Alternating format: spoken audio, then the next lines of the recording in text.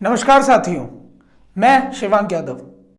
दृष्टिकोण के इस एपिसोड में हम आज ये समझेंगे कि सरकार आखिर 3 किसान कानूनों को वापस ले क्यों नहीं रही है। ऐसा कौन सा दबाव है इनके ऊपर कि जिन लोगों ने इनको चुन के वहां सरकार में बैठाया है, उन लोगों से उल्टा जाकर सरकार में बैठे लोग पीछे हटने को तैयार नहीं है।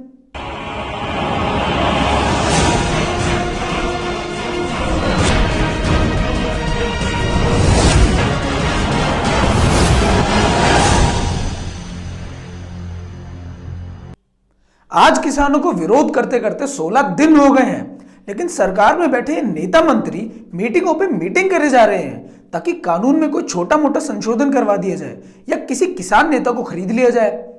लेकिन इस बार कोई भी किसान नेता बिकने को या पीछे हटने को तैयार नहीं है।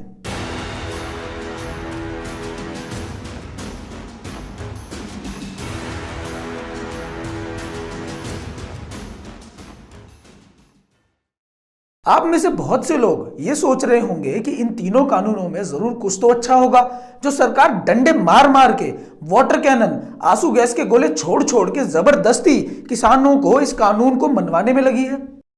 इन तीनों कानूनों का कच्चा चिट्ठा हमने पहले एक वीडियो में खोल रखा है, अगर आपने उसे नहीं देखा तो अभी देख लीजिए।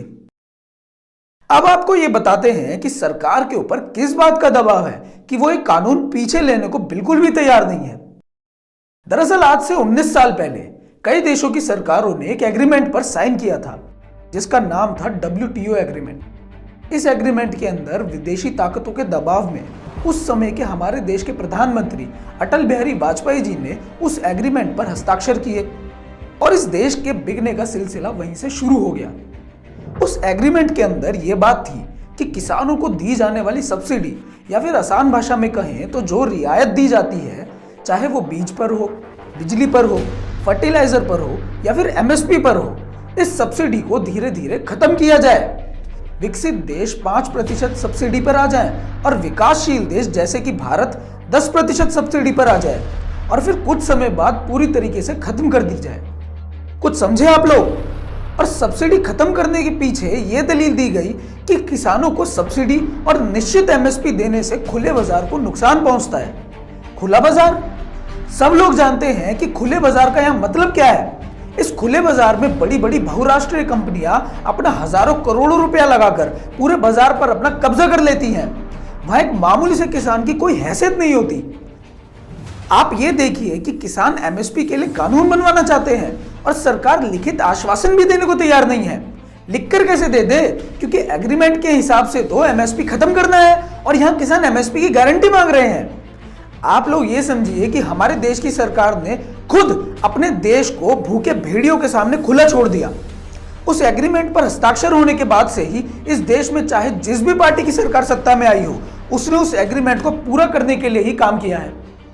आज ये जो विपक्षी पार्टियां किसान आंदोलन के समर्थन में आ रही हैं, आपको क्या लगता है कि अगर इस समय देश में BJP की जगह इनमें से किसी की भी सरकार हो तो क्या तीनों कानूनों को पास नहीं करते ये लोग? बिल्कुल करते, क्योंकि ये सब के सब बिक चुके हैं। इसीलिए आप लोग इस बात को समझ लीजिए कि इस देश में चुनी जाने वाली सरकारें आपके लिए काम नहीं करती, बल्कि उन विदेशी ताकतों के लिए काम करती हैं। अगर आपने बैंकों का मायाजाल किताब नहीं पढ़ी है तो अभी उसे bankjal.com पर जाकर पढ़ लीजिए। उस किताब में साफ साफ दिखाया गया है कि आपके द्वारा चुनी गई इस देश की सरकारों को बहुराष्ट्रीय कंपनियां किस तरीके से चलाती हैं। इसीलिए अगर आप अब भी ये सोच रहे हैं कि तीनों कृषि कानून सरकार किसानों के भले के लिए ला रही है, तो ये आपकी सबसे बड़ी भूल है। ऐसा इसलिए क्योंकि ना तो ये कानून किसानों ने कभी सरकार से मांगा, ना कभी इन कानूनों को लागू करने के लिए किसानों ने कोई आंदोलन किया, तब भी ये देशद्रोही सरकार ने ये कानून पास कर दिए। और एक कौन सा गुप्त रूप से सरकार किसानों का भला करना चाहती है कि किसानों को ही नहीं पता कि ये कानून उनके लिए अच्छा है।